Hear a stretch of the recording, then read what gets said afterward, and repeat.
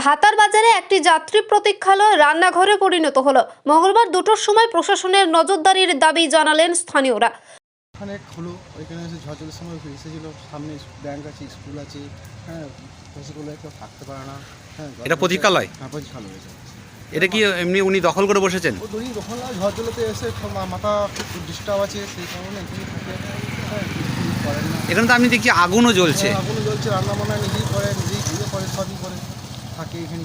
এটা কি বিপদ হতে পারে কি মনে হচ্ছে আপনার? বিপদ তো হতেই পারে, লোকজন তো এসে দাঁড়াতে পারে না, কেউ দাঁড়াতে পারে না দাঁড়াতে প্রতীক্ষালয়? পারে না, সব রাস্তায় যাই থাকে। কি চাইছেন আপনারা? আমরা চাইছি হ্যাঁ যে কেউ যদি কিছু ব্যবস্থা করতে পারে খুব ভালো হয়। হ্যাঁ, এটাই চাই, আর কি চাই। নাম ঠিকানা কি জানতে পারছেন না? কিছু জানা ভালো করে কিছু বুঝতেও জানা।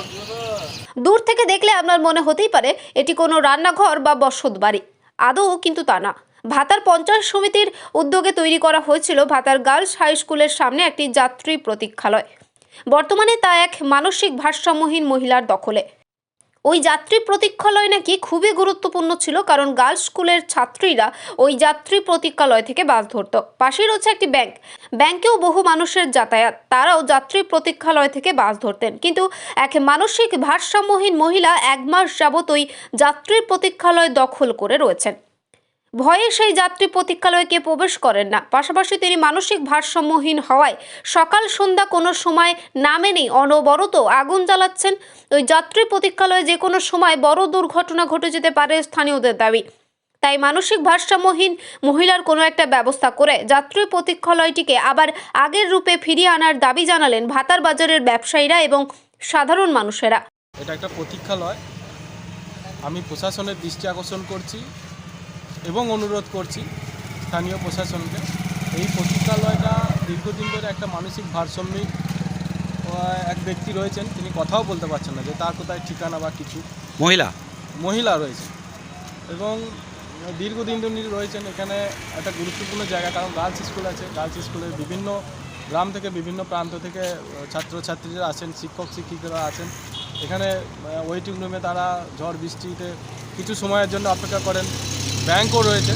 তা প্রশাসনের কাছে আমি অনুরোধ করব এবং আপনাদের দৃষ্টি আকর্ষণ করছি, এই মানসিক ভারসাম্যহীন যিনি মহিলাটা রয়েছেন, তিনি কথা বলতে পারছেন না, এই জন্য একটা স্থায়ী কোথাও ঠিকানা হয়। তার সাথে সাথে এই প্রতীক্ষালয়টা যাতে পরিষ্কার পরিচ্ছন্ন থাকে, ছাত্রছাত্রী শিক্ষক শিক্ষিকারা এবং ব্যাংকের স্টাফ বা অন্যান্য অফিসের স্টাফরা, এখানে সামনে পঞ্চায়েতও আছে, যাতে ব্যবহার করতে পারে, ব্যবহারযোগ্য করে দিলেন, তার জন্য আমি আপনাদের কাছে অনুরোধ করছি।